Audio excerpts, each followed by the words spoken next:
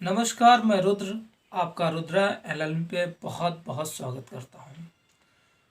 पिछले वीडियो में हमने बात करी कि अपराध क्या है, अपराध के आवश्यक तत्व क्या हैं, अपराध कितने प्रकार के होते हैं, हमने उसमें जो है चर्चाएं की। ठीक है, आज हम बात करने वाले हैं कि अपराध कितने प्रकार का होता है, उस पर हम विस्तृत चर्चा करेंगे। ठीक है, और उसके बारे में जो मुख्य मुख्य बिंदु हैं आपको हम बताएंगे, उससे आप अपने एग्ज़ाम की प्रिपरेशन कर पाएंगे। ठीक है, लॉन्ग आंसर पे आप जो है जो मैं बिंदु बताऊंगा उन पे लिखाएंगे, लॉन्ग आंसर हो जाएगा। ठीक है, शॉर्ट में मैं जितना वीडियो में बता दूंगा उतना पर्याप्त होगा। ठीक है, आप अगर पीयू से बिलोंग करते हैं, बुंदेलखंड यूनिवर्सिटी से, तो 4 नंबर का आपका क्वेश्चन पूछा जाता है। ठीक है, संज्ञेय अपराध असंज्ञेय अपराध क्या है, या गैर जमानती अपराध जमानती अपराध क्या है। ठीक है, तो 4 नंबर का क्वेश्चन होता है। कानपुर यूनिवर्सिटी में आपका 5 नंबर का क्वेश्चन होता है, और इसके लिए आपको जो लिखना होता है short answer, very short answer में होता है। तो आपको 75 शब्दों में, यानी 75 वर्ड्स में आपको इसका आंसर लिखना होता है। तो चलिए, और अगर आप विधि के स्टूडेंट हैं तो आप मेरा चैनल सब्सक्राइब कर सकते हैं, और अगर आप नहीं भी हैं, कानून में रुचि रखते हैं, तो भी आप हमारे चैनल को सब्सक्राइब कर सकते हैं। ठीक है, चलिए बिना किसी विलंब के आज हम चर्चा करते हैं, आपको बताते हैं संज्ञेय अपराध असंज्ञेय अपराध क्या है, इनमें बेसिकली अंतर क्या है। तो ठीक है, बात करते हैं संज्ञेय अपराध की। संज्ञेय अपराध जिसको हम गैर जमानती अपराध भी कहते हैं। संज्ञेय अपराध वो अपराध होते हैं जो गंभीर प्रकृति के होते हैं। ठीक है, जिनमें ज़्यादा हिंसा होती है, जो ज़्यादा अवमाननीय होते हैं।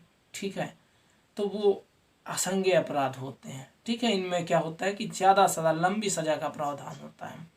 ठीक है, असंज्ञेय अपराध की बात करें तो ये जो अपराध होते हैं ये बड़े मतलब निम्न कोटि के अपराध होते हैं, तुच्छ कोटि के अपराध होते हैं। इनमें छोटी छोटी सज़ा का प्रावधान होता है। ठीक है, छोटी सज़ा का प्रावधान होता है, ये उतनी गंभीर प्रवृत्ति के नहीं होते। इनमें हिंसा कम होती है, मानवता का हनन कम होता है। ठीक है, बात करते हैं कि अगर असंज्ञेय अपराध संज्ञेय अपराध में अंतर क्या है। तो देख लीजिए, जो संज्ञेय अपराध होते हैं उनका जो विचारण अर्थात ट्रायल जो होता है, तो उनकी जो सुनवाई होती है, हम आपकी भाषा में कहें तो वो क्या होता है, जिला सत्र न्यायालय पे अक्सर होती है। ठीक है, ज़्यादातर जिला सत्र न्यायालय पे होती है। लेकिन जो असंज्ञेय अपराध होते हैं जिनमें कम सज़ा का प्रावधान होता है, वो आपके तहसील स्तर पे, जिन्हें कार्यपालक मजिस्ट्रेट जहाँ पे बैठते हैं, उनके सम्मुख निपटा दिए जाते हैं। फिर आप अगर जिला पे जाने की बात करते हैं तो प्रथम श्रेणी के मजिस्ट्रेट या द्वितीय श्रेणी के मजिस्ट्रेट होते हैं, उन पर निपट जाता है। कभी जो न्यायाधीश होते हैं, जिला सत्र न्यायालय के न्यायाधीश होते हैं, वो इन्हें नहीं देखते हैं। ठीक है, तीसरी बात करते हैं कि ये जो प्रकृति होती है, हमने पहले भी बताया कि जो संज्ञेय अपराध होते हैं ये गंभीर प्रकृति के होते हैं, जघन्य अपराध होते हैं, जबकि ये जो असंज्ञेय अपराध हैं, ठीक है, असंज्ञेय अपराध मतलब जमानती अपराध, संज्ञेय अपराध माने कि आपके गैर जमानती अपराध। तो जो गैर जमानती अपराध संज्ञेय अपराध हैं वो गंभीर प्रकृति के होते हैं, लेकिन ये जो असंज्ञेय अपराध हैं, जमानती अपराध हैं, तो फिर ये क्या होते हैं, ये सामान्य प्रकृति के होते हैं। ठीक है, ठीक है, सामान्य होते हैं। अब बात की जाए कि संज्ञेय अपराध जो हैं, जो गैर जमानती हैं, उनमें आपकी गिरफ्तारी होना अनिवार्य है। आपको पुलिस जो है वो अरेस्ट करेगी, पुलिस ऑफिसर आपको अरेस्ट करेगा, और 24 घंटे में आपको जो जज साहब होंगे उनके पास जो है आपको सक्षम कर वहाँ भेज दिया जाएगा। उनके समक्ष आप अपने अपराध की स्वीकृति करेंगे या उससे डिनाई करेंगे। ठीक है, जो भी, अगर स्वीकृति करेंगे तो जज साहब लेखाबद्ध करके सारा कुछ आपको जो है जेल में भेज देंगे। अगर आप स्वीकृति करते हैं तो आपको वहाँ से जमानत मिल सकती है। ठीक है, और आपका फिर ट्रायल चलेगा वहीं पर। लेकिन असंज्ञेय अपराध की बात की जाए तो इनमें आपको जो पुलिस ऑफिसर होते हैं, थाना इंचार्ज होते हैं, या आपके कार्यपालक मजिस्ट्रेट जो होते हैं तहसील में, इन स्तर से आपको एक मुचलके के बेस पे जमानत दे दी जाती है। ठीक है, अब बात करें कि इसमें गिरफ्तारी की बात हो गई कि संज्ञेय अपराध में गिरफ्तारी जरूरी है, असंज्ञेय अपराध में गिरफ्तारी जरूरी नहीं है। आपको ऐसे भी बोला जा सकता है कि चाहिए।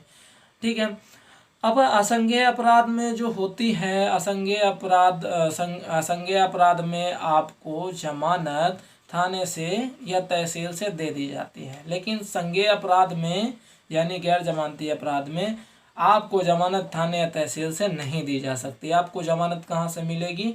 पहले आप जज साहब के सामने पेश होंगे, वहाँ पे आप अगर जज साहब उचित समझते हैं तो आपको जमानत दे सकते हैं। ठीक है, अब बात की जाए कि सज़ा का क्या प्रावधान है। तो सज़ा की अगर हम प्रावधान की बात करें तो जो अपने संज्ञेय अपराध हैं, गैर जमानती अपराध जिनको बोलते हैं, उनमें 7 वर्ष से अधिक का कारावास की सज़ा हो सकती है। असंख्य अपराधों में 7 वर्ष से कम की सज़ा का प्रावधान होता है। बेसिक सा ये अंतर होता है। एग्जाम में जो आपको पूछा जाएगा आप उनमें लिख सकते हैं। 75 से 80 शब्द में आपको लिखना होता है, और आपको अगर इतना आप लिख देते हैं तो 3 से 4 नंबर आपको एग्जामिनर दे देगा, अगर बुंदेलखंड यूनिवर्सिटी से आप हैं, कानपुर यूनिवर्सिटी से हैं। ठीक है, शॉर्ट आंसर में इतना आपको पर्याप्त होगा, इससे ज़्यादा आपको नहीं लिखना है। ठीक है, इससे ज़्यादा नहीं लिखना है। तो आज का यही है, संज्ञेय और असंज्ञेय अपराध में बस इतने ही अंतर हैं, या और बस इतना पर्याप्त है अगर आप लिखते हैं। मिलते हैं।